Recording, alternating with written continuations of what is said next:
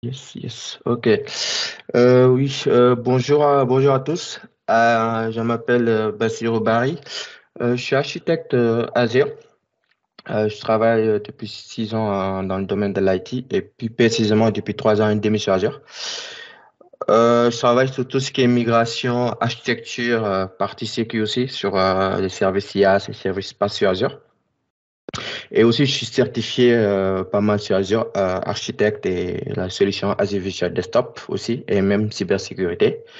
Je vous ai donné mon link en fait. J'ai ouvert un blog récemment sur lequel j'ai commencé à écrire des articles sur Azure, précisément d'abord sur Azure Virtual Desktop et après voilà, il y aura d'autres articles sur d'autres services d'Azure. Et aussi, je vous ai donné mon LinkedIn qui est en bas. Donc pour les gens qui veulent me contacter et tout, il n'y a pas de souci. La fois dernière, on a parlé, bon, c'était la présentation numéro partie 1 sur laquelle on a parlé de Azure Virtual Desktop, la définition, comment faire le déploiement. Là, je vous fais un rappel rapidement. En fait, Azure Virtual Desktop, c'est une solution DaaS, d'Azure sur laquelle on peut déployer des machines virtuelles, que ce soit du multisession, plusieurs utilisateurs sur une même machine ou du personnel, sur lequel on peut installer pas mal d'applications.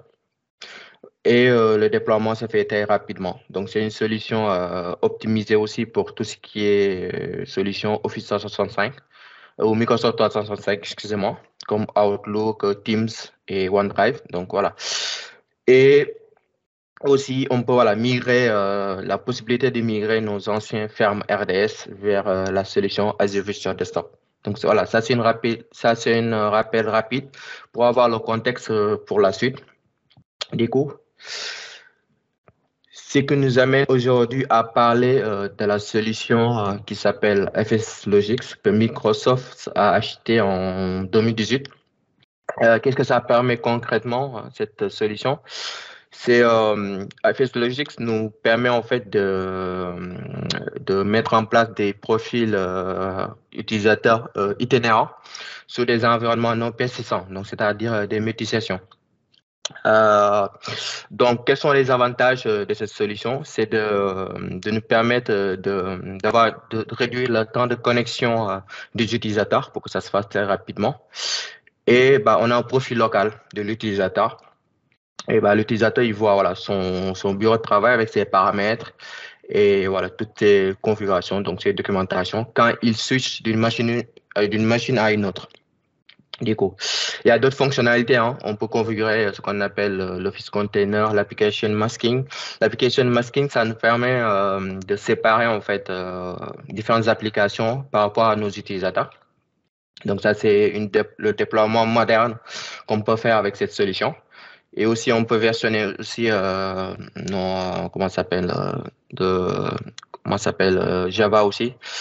Et aussi, on peut aussi séparer notre profil utilisateur et tout ce qui est profil, donc Cache, Outlook par exemple et Teams. Voilà, là, je vous explique concrètement comment ça se passe. Du coup, ben, on a en fait l'utilisateur qui se connecte en fait à la machine. Et du coup, bah, au client remote desktop et automatiquement, il est affecté à une machine virtuelle. Et en ce moment-là, bah, la machine bah, obtient le profil utilisateur, du coup, à l'aide du partage, d'un partage file, en fait, donc Azure File, par exemple. Et après, l'utilisateur dispose de ce moment-là de son espace de travail avec sa machine et aussi avec son profil, avec ses applications et ses données. Euh, pour la partie 4, c'est la partie facultative, donc c'est MSCC à partage. Donc on va en parler pour le prochain meeting. C'est en fait un déploiement, c'est comme application masking, ça nous permet de déployer des applications par rapport à des utilisateurs en ayant une seule image qui est configurée pour l'utilisateur. Et là, vous voyez en fait en bas un autre schéma avec Adèle, Nestor, Megan. Donc, tous les trois utilisateurs, ils ont le profil qui sont stockés sur notre partage sur Azure, que ce soit Azure File ou notre storage. Et chacun aura son propre VLDX séparé et chacun peut, voilà, peut être dans sa machine avec toutes ses données, que ce soit personnelles, paramètres d'application ou de réseau. Et on va bien, voilà, utiliser chaque utilisateur avec son Outlook et son OneDrive. Pour mettre en place cette solution, il faut qu'il y ait quelques licences qui doivent être compatibles. C'est du 365 E3, E5 ou F3. Sinon, c'est voilà, c'est du remote desktop RDS ou RDT cal. Ça, c'est pour tout ce qui est Windows Server. Et en haut, c'est tout ce qui est Windows 10, Windows 11.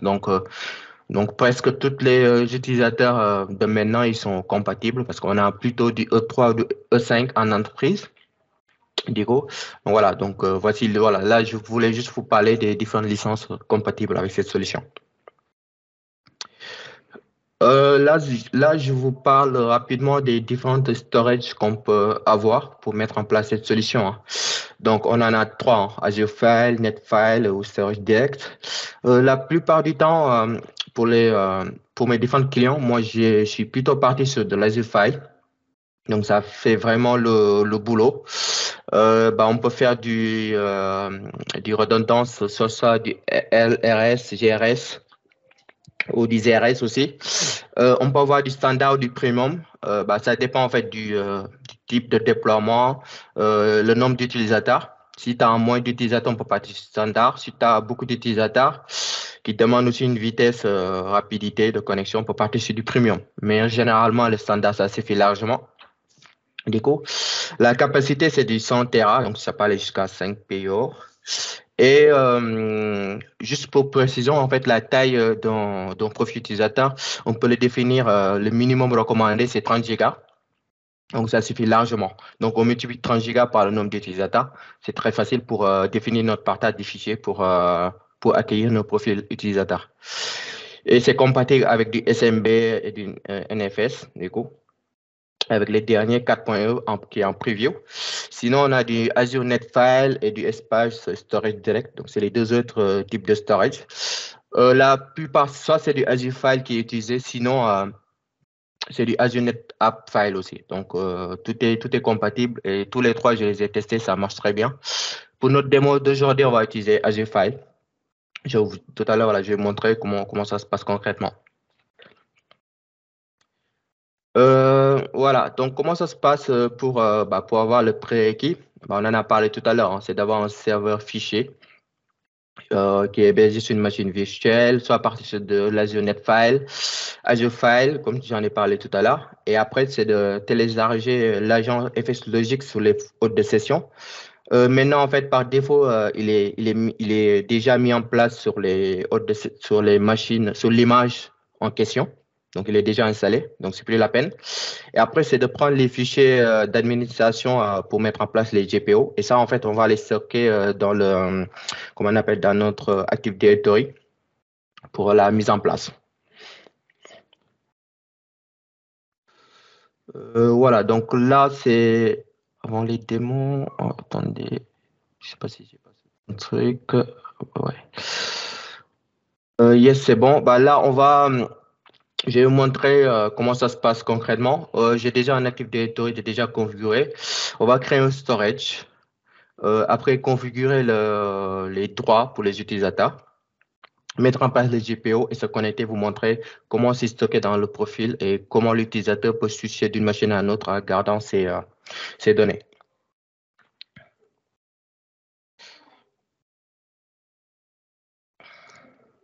Vous voyez bien aussi, là, vous voyez bien, ou vous voulez que je zoome? C'est bon? Ouais, si tu peux, Oui, zoomer un peu plus, tant mieux. ouais. Ok, ça marche. Ouais. C'est mieux? Oui, pour moi, ok. Super. Voilà, comme je vous l'ai dit, là, je vais créer un storage du coup. Là, c'est les ressources groupe. On va l'appeler Basiro Meetup. On va mettre en Nord Europe.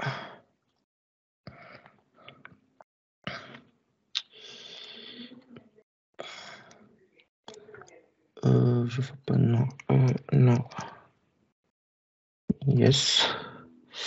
Ouais, c'est du standard ou du premium. Là, je vais mettre en local, hein, une sauvegarde locale. Pas la peine de mettre.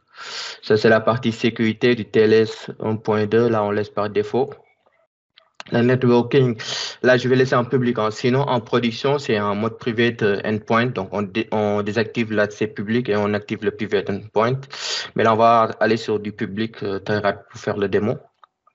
Là, c'est la partie data protection.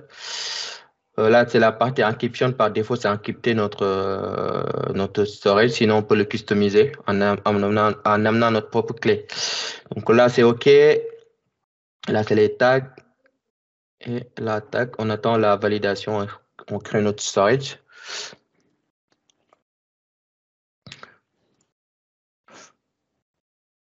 On attend, ça va se faire rapidement.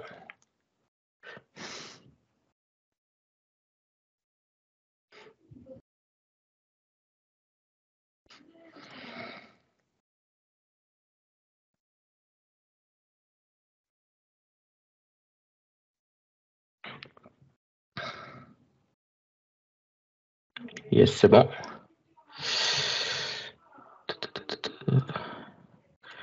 Voilà, on va dans notre storage account.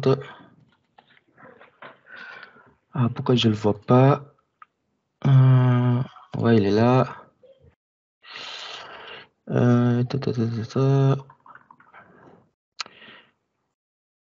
Pourquoi je ne vois pas l'overview? Est-ce que c'est pas à cause du zoom? Ouais, je pense c'est du zoom. Ah, voilà. Ah. Ok, super. Là, je vais créer mon file share du coup. On va l'appeler share, hein, très rapidement. On le crée. Ça, c'est bon. Dessus, on va créer notre dossier qui va venir, qui va contenir notre profil. On va mettre profile, hein. Donc là, c'est bon. Voilà. Donc là, on a créé notre storage account, notre file share, et dessus, on a créé un dossier qui va accueillir notre profil. Donc, ça, c'est la première étape. Et donc, qu'est-ce qu'on va faire en deuxième partie? C'est, ce storage, on va le mettre, on va le linker à notre Active Directory. Pour ça, on va se connecter sur notre Active Directory, notre domaine, notre contrôleur de domaine. Je vais ouvrir.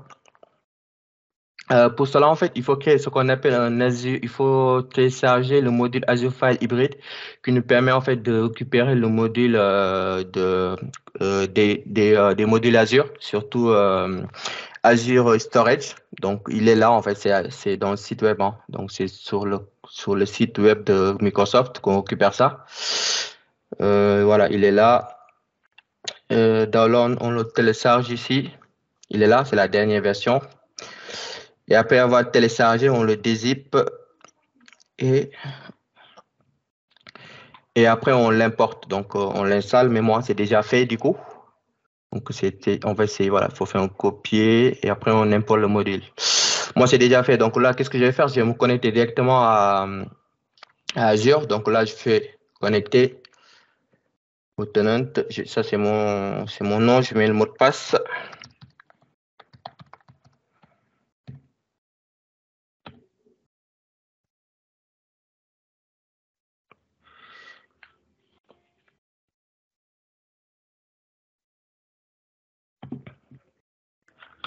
Voilà, là, je suis connecté avec mon tenant et ma souscription. Bah, de toute façon, j'ai une seule souscription, c'est OK. Et après, là, on va joindre notre storage à notre Active Directory. Pour ça, on va mettre notre ressource groupe, le nom de notre storage account. Si je ne me trompe pas, ça doit être ça. Bassirou Meetup. Et là, on le met dans un DC bien défini que j'ai créé. C'est un storage base 12.fr. Donc, on va sélectionner ça et on fait comme ça. Attendez, peut-être je me suis trompé sur le nom. Voilà, ça c'est mieux. Yes. OK. Là, ça devait être bon.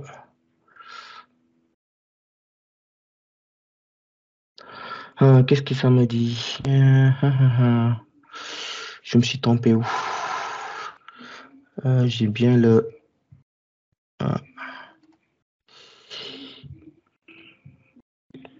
j'ai bien le ressource groupe. J'ai bien le storage. J'ai bien l'OU.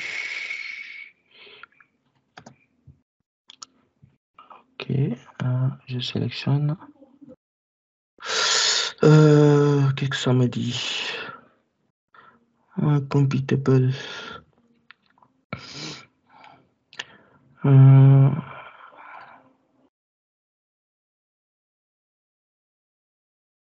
Musician. C'est bien ça. Excusez-moi, le live des démons. En voyant le message d'erreur, c'est comme s'il ne reconnaît pas la commande. Ouais, c'est bizarre. Normalement, je vais installer ce matin là. Attendez, je vais voir. Je suis allé dans CD download.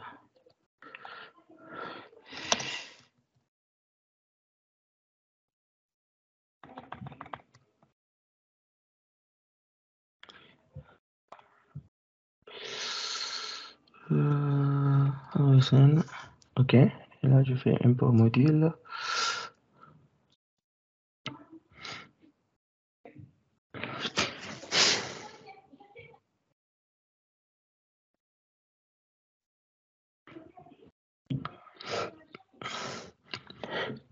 Non, c'est déjà installé. Je vais demain.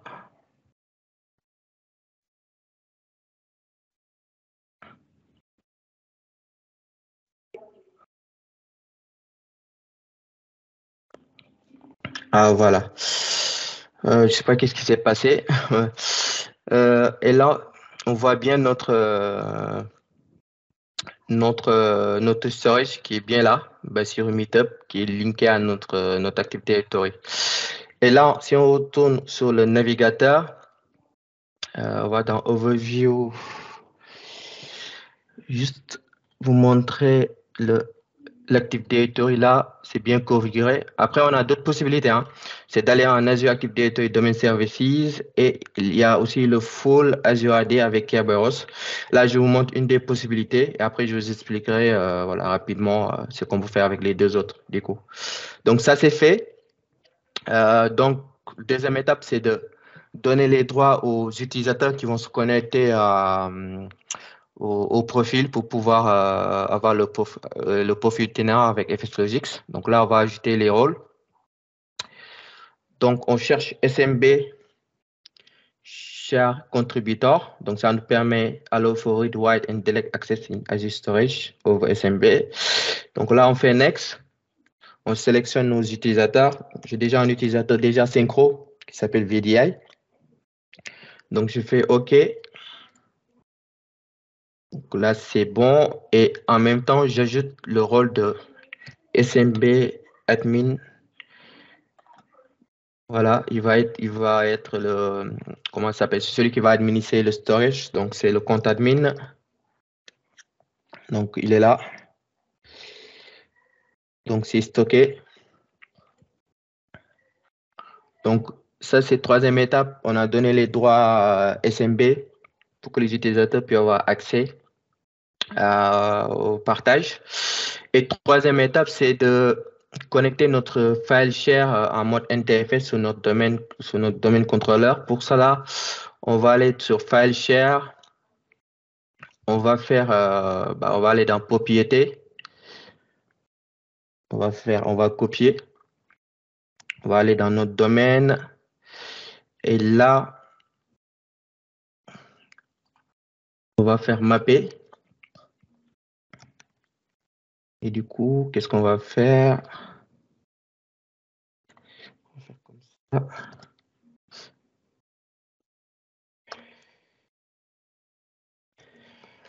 Je vais le garder. Je vais le noter parce qu'on va en avoir besoin tout à l'heure.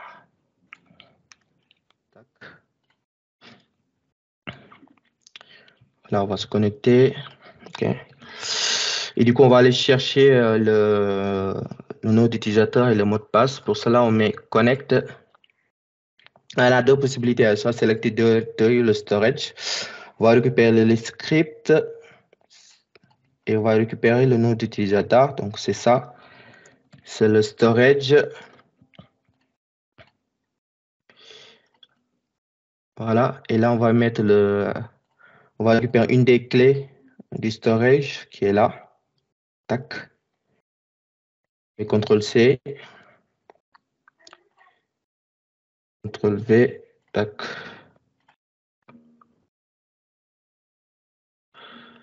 Voilà. Donc là, on voit bien que notre share, il est bien connecté. Donc, si on rentre ici, on voit bien que notre profil. Donc, qu'est-ce qu'on va faire? On va donner les droits NTFS. Pour cela, on va dans Sécurité, Advanced. On va désactiver l'itinérance. On fait comme ça. On a les utilisateurs, on n'en a pas besoin. Et comme tout à l'heure, on va rajouter notre VDI. Il est là. Et dans notre user, VDI, OK. Et on va juste lui donner les droits de lire et de lister, donc pas besoin d'avoir le full control.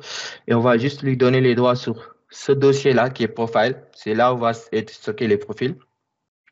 On met OK et on va rajouter l'admin du coup, comme tout à l'heure, basiro@bas12.fr.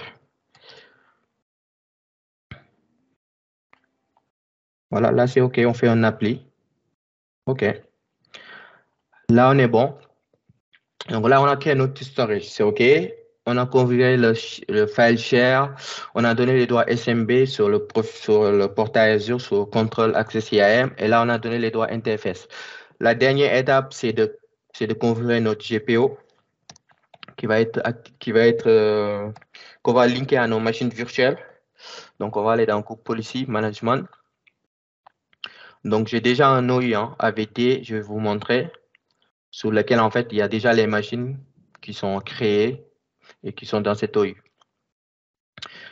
Donc là, je vais dans GPO, je crée un nouveau GPO et je vais le linker ici, que j'appelle FSLogix. Ça.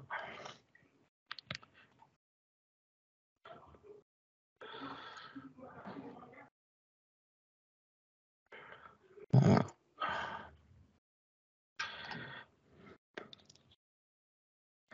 Je suis allé un peu vite.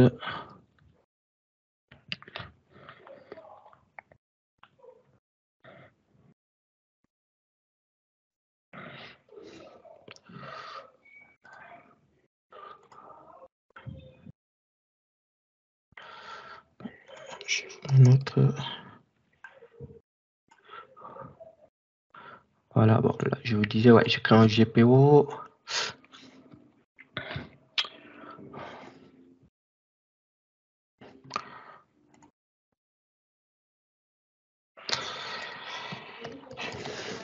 Task Manager.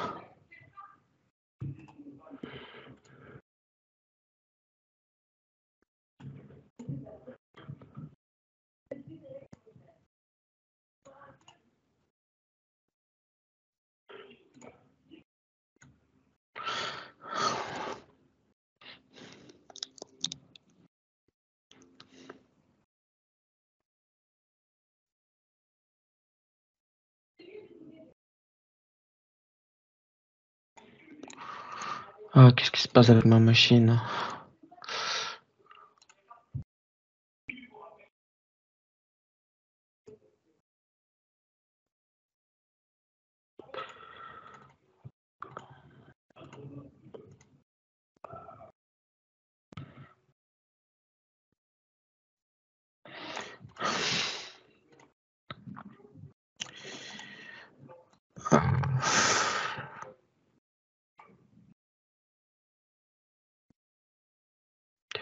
Ok, bah, on va prendre celui-là. Du coup, il n'y a rien de fait dessus. Ça va aller un peu plus vite parce que je sais pas qu'est-ce qui se passe avec ma machine.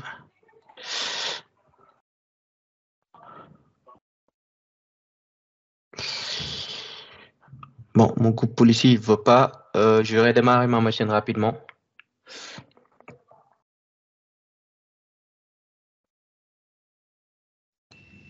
Oh, c'est bon, c'est bon. Elle est là. Start.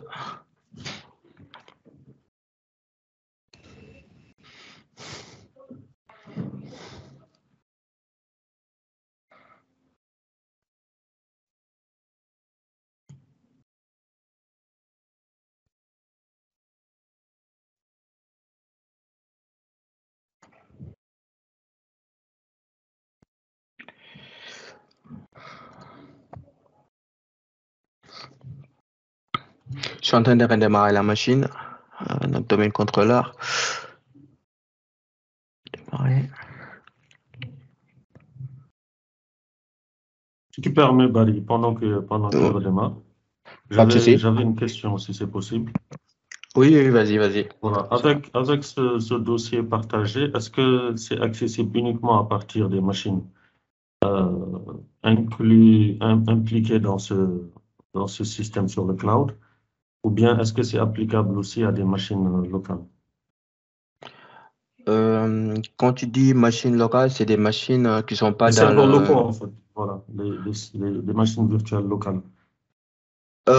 Tu peux le linker sur ces machines-là, Mhm. mais pour faire la liaison entre les deux en termes de profil utilisateur, tu pourras pas, du coup. Mhm.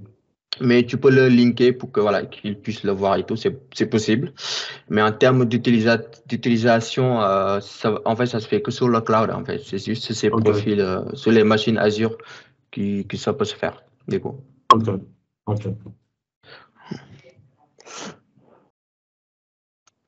Excusez-moi pour les bugs pour le live, des fois ça arrive. C'est l'essai démo, hein? Ouais, C'est l'essai démo, tout simplement. c'est ça. Voilà, là, la machine, elle démarre. Normalement, ça devait être OK. Yes.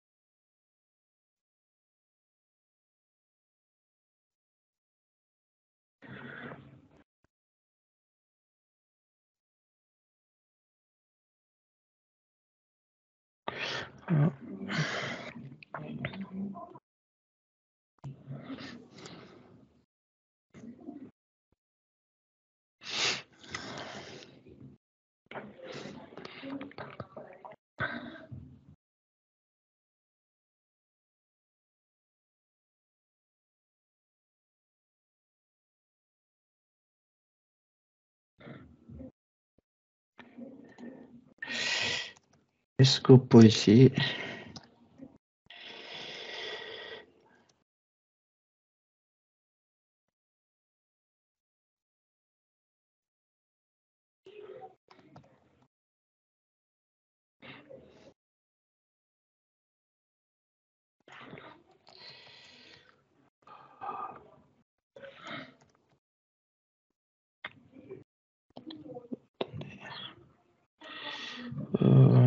Non, je veux pas ça comme policy, je veux le coupe policy.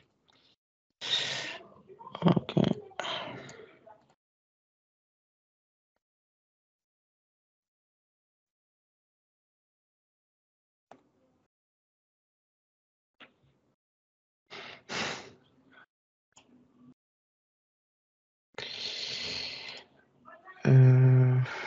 Ouais. OK. Je vais là.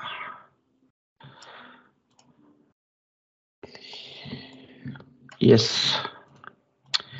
On va créer un pool ici. OK, super. Là, c'est bon. On va l'appeler FSLogix.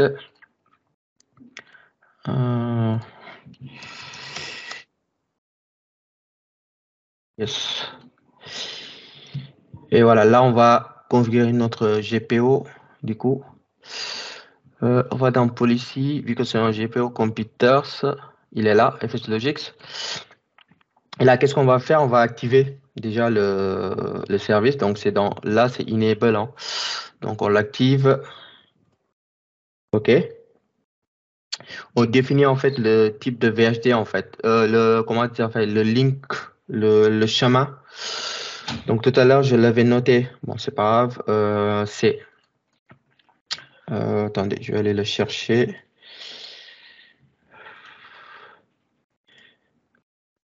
Storage account. File share. Propriété. Là, on met le chemin d'où on va avoir nos file share. Tac. Et là, on met profile. Donc c'est là qu'on va voilà, stocker nos profils. Donc, on met le chemin. Et après, on enregistre. Ça, c'est bon. Et là, on définit le sizing. Hein, comme tout à l'heure, j'ai dit il faut mettre par défaut, c'est 30 gigas. Donc, on le définit. On met 30 000 du coup. Après, on peut mettre moins. Hein. Donc, mais 30 gigas, ça le fait. Et là, si on définit, c'est-à-dire en fait que là, en fait, quand l'utilisateur va se connecter, il va, en fait, son profil local, en fait, par défaut, il va être supprimé. Donc, ça aussi, on le configure. Donc, on met appli. Donc, ça, c'est OK. Et après, on va aller dans, ici, c'était où? Donc, profil container dans Advanced. Ici et là, donc, type de disque, on en a deux, hein. Soit c'est du VHD ou du VHDX. Bah, c'est mieux de partir sur VHDX, la dernière. Et là, on est bon. Qu'est-ce qui reste? C'est de récupérer en fait le suite name, c'est-à-dire que en fait, quand l'utilisateur va se connecter avec, par exemple, Basiro, le nom du profil, ça va être basiro.vhdx avec son SID. Donc là, on fait un appli, OK. Donc là, on a fini de configurer notre GPO. Après, il y a d'autres paramètres. Hein. Comme je vous l'ai dit tout à l'heure, on peut configurer notre cloud cache, la partie aussi Office, Outlook en fait avec le mode cache aussi. Ça aussi, c'est possible de le mettre en place. La partie dynamique aussi. Donc voilà, il y a pas mal de possibilités. Mais aujourd'hui, on va s'arrêter juste pour la partie profil local FSLogix où la plupart des entreprises utilisent de cette manière-là. Donc ça, c'est bon, on a fini. Donc, qu'est-ce qu'on va faire? On va faire un GP update. On va prendre un utilisateur pour tester notre connexion. Donc, qu'est-ce qu'on va faire déjà? On va faire un CMD. On va faire un GP update /force.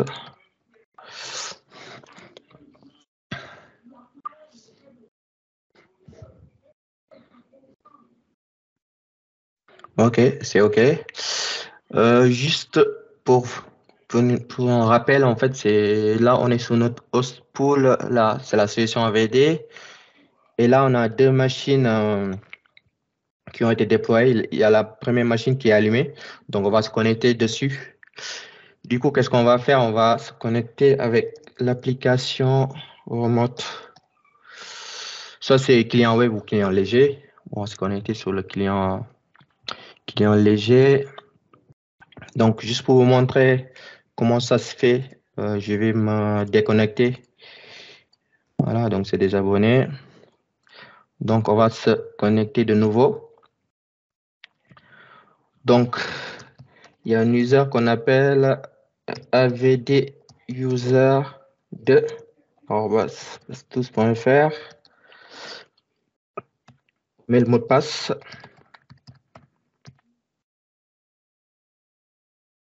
Bon, là, c'est le MFA, je l'ignore pour l'instant. Et là, l'utilisateur, il tombe sur son bureau, il se connecte.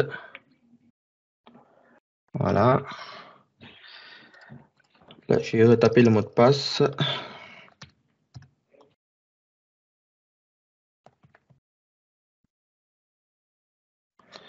Voilà. Voilà.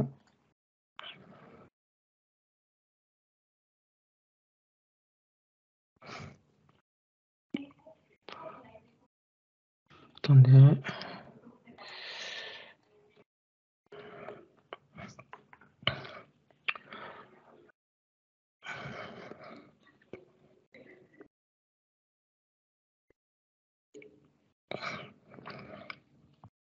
Voilà, là, on tombe sur le bureau de l'utilisateur. On va créer un petit dossier. Hein. On va mettre Meetup.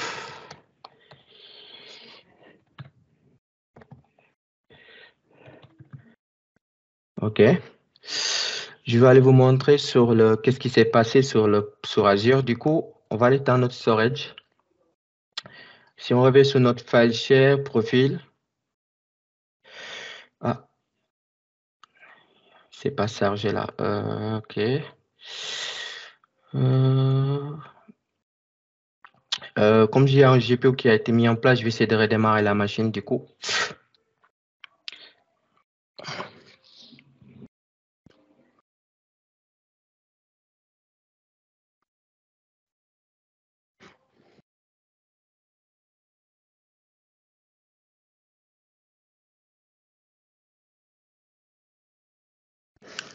Je vais démarrer celui-là en même temps. Il reste combien de minutes? Comme ça, j'essaie de finaliser rapidement. 11h30, ouais, je vais essayer de faire vite.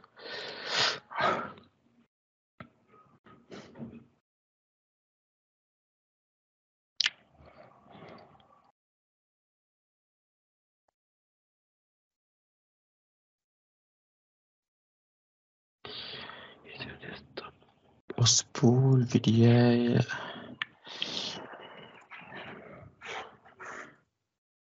Là, les machines sont en train de démarrer.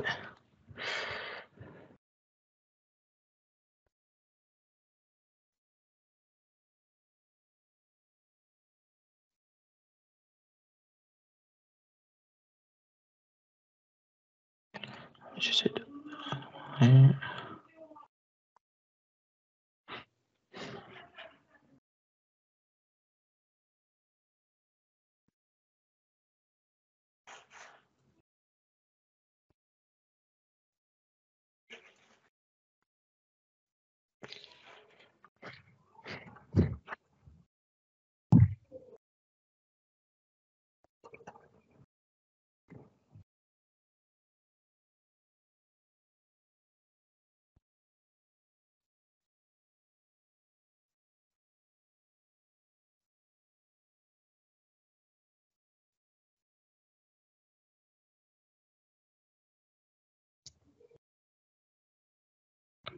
OK. On va vérifier que si c'est OK ou pas. On va aller dans le share. Dans le profil. Qu'est-ce qui s'est passé? C'est bien configuré. Je regarde les droits.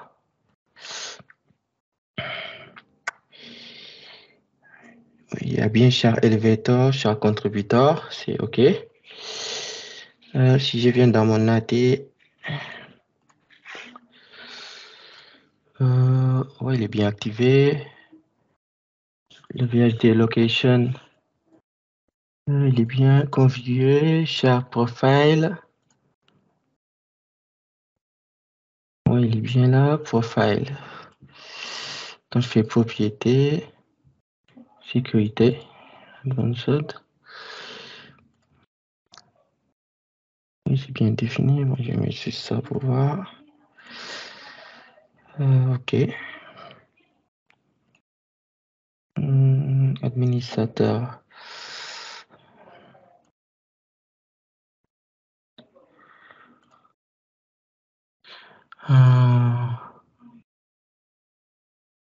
Ok.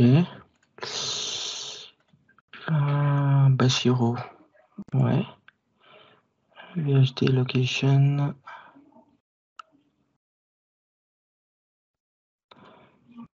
Ok.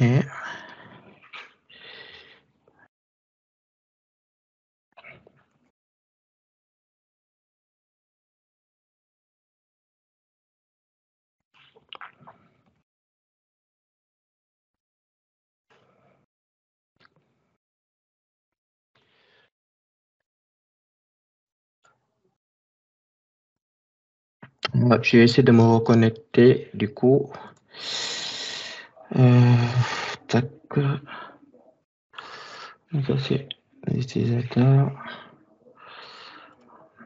On va se déconnecter. Je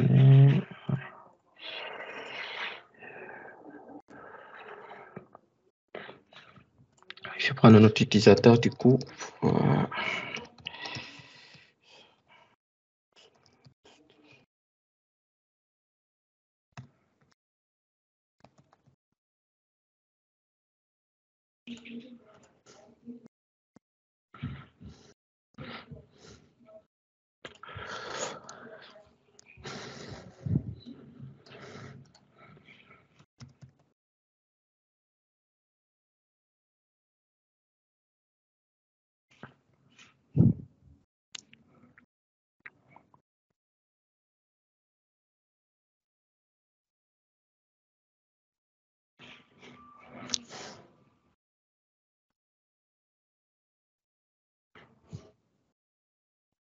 Ok.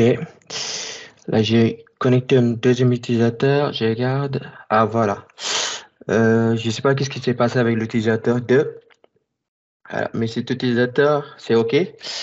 On voit bien que son profil est remonté. Et là, bah, il n'y a que 260 mégas. Du coup, donc, c'est normal vu que là, pour l'instant, il n'y a rien qui a été créé. Je vais juste créer un dossier pour vous montrer. Tac, je crée un petit dossier. Je vais appeler Bassiro Barry. Et qu'est-ce que je vais faire? Je vais voir sur quelle machine l'utilisateur il est connecté. Et comme ça, j'éteins cette machine, comme ça, il va switcher de l'autre côté. Donc, on va aller dans session. On regarde l'utilisateur. Je pense qu'il doit être sur cette machine-là. Ouais, ils sont sur la machine 1. Donc, qu'est-ce que je vais faire? Je vais éteindre la machine 1 du coup. Comme ça, il va switcher sur la première machine et on va voir que l'utilisateur, il a son profil, il a son dossier qui existe toujours. Donc, on va éteindre cette machine.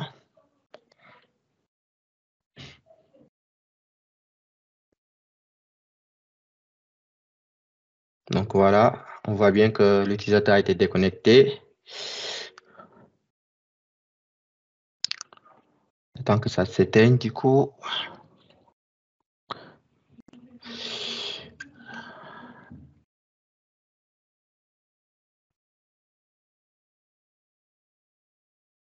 Voilà, donc là, c'est bon. Il faut se connecter, il faut se reconnecter.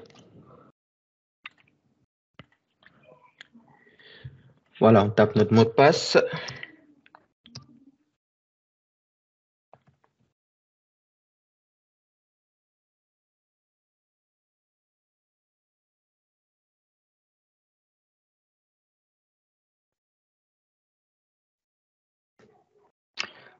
Ça arrive.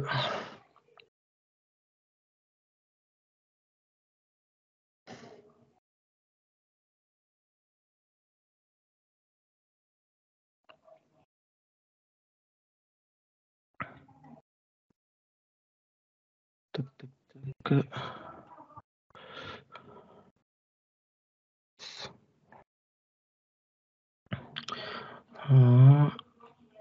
C'est bon. On va aller dans storage, vérifier, c'est toujours OK.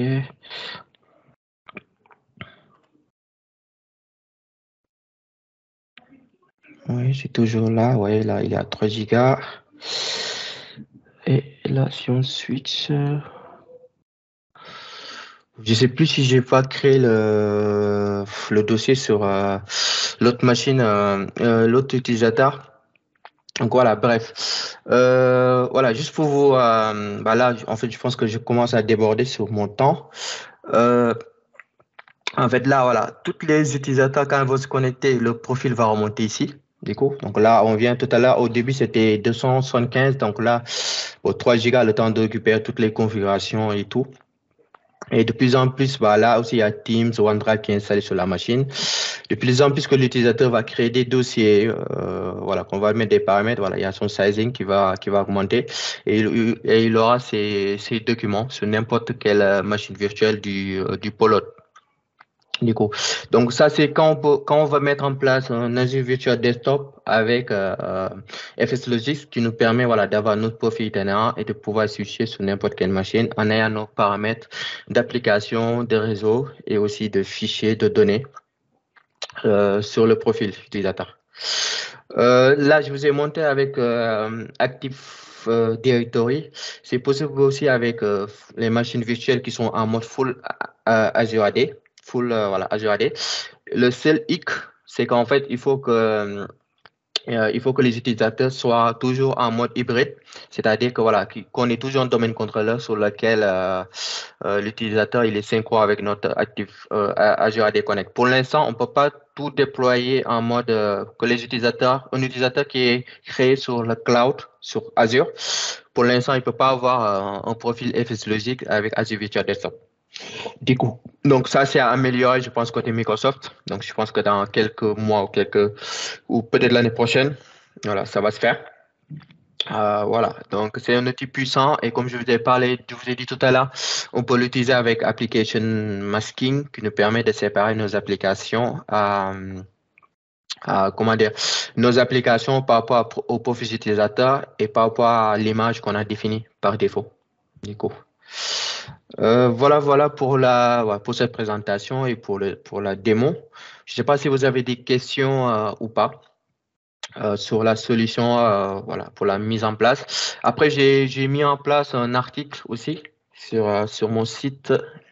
Je vous le montre où je l'ai mis, où j'ai expliqué pas à pas. Attendez.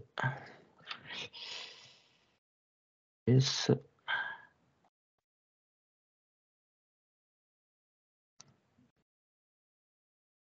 Je vais le mettre ici.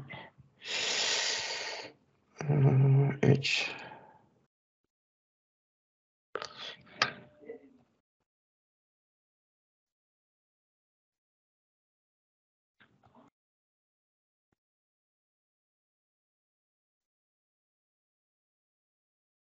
Qu'est-ce qui se passe? Mon site n'est pas accessible.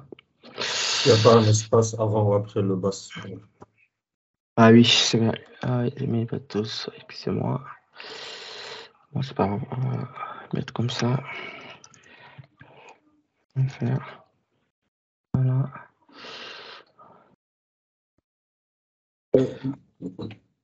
Voilà, donc là j'ai un bloc où j'ai mis en place en fait la solution où j'explique pas à pas comment la mettre en place. Donc tout ce qu'on a dit aujourd'hui, bah, là il est dans voilà, dans ce bloc pour ceux qui sont intéressés pour la mise en place. Voilà, je laisse la place à celui qui vient du coup pour la présentation. Bah, si vous avez des questions rapidement, je peux répondre.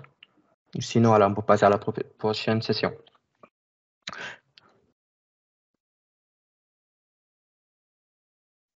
Alors, des questions?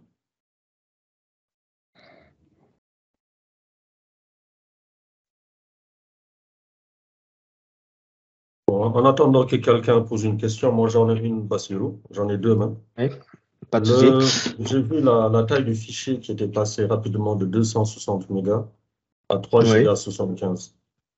J'ai comme c'est ça. l'impression que c'est en fait toute la machine virtuelle qui est mise sur le share ou bien j'ai mal compris. Non, c'est juste le profil utilisateur. En fait, t'as la partie Teams aussi qui prend pas mal de place. Mais du coup, OK. c'est possible de l'exclure, en fait, la partie cache Teams, en fait. Comme ça, tu peux gagner 2 gigas, en fait. Mais c'est plutôt le Teams qui OK. prend, en fait, qui a pris cette place-là. Mais c'est pas du tout la machine. Pas du tout. OK. C'est Teams. Mais c'est possible de D'accord. mettre un policy pour diminuer cette taille-là. D'accord. Du coup. D'accord. Et dans base 12, le 12, ça veut dire ça vient d'où? Non, c'est comme ça. OK. Comme c'est venu OK. comme ça. En fait, voilà. D'accord. Est-ce qu'on a d'autres questions sur le Azure Virtual Desktop avant qu'on passe à Comi?